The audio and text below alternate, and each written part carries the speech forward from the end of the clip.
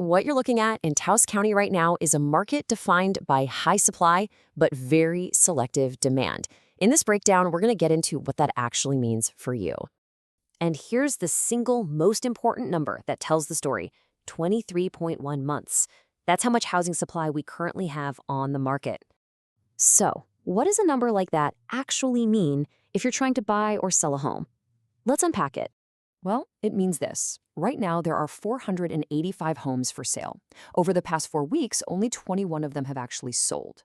That puts buyers in a position with some serious negotiating power because the market is absorbing inventory incredibly slowly. And if you look at just this past week, you can see this dynamic playing out perfectly.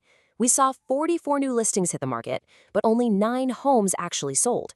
Demand just isn't keeping up with the new supply. But here's the real insight, the thing you have to grasp to understand what's going on. Taos County isn't one single market right now. It's really 2 distinct ones. First, you've got the core county market. That's where most of the action is, and homes there sit for about 142 days. But then you have the resort market, and that's a different story. The inventory there is older, it moves way more slowly. We're talking a median of 190 days on market.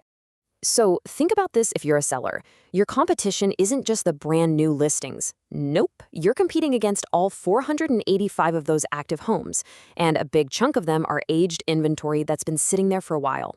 And here's a direct signal of that friction. Just this week, 33 properties had to adjust their price. What does that tell you? It tells you a lot of homes are initially misaligned with what buyers are actually willing to pay. And when that alignment never happens, well, this is what you get.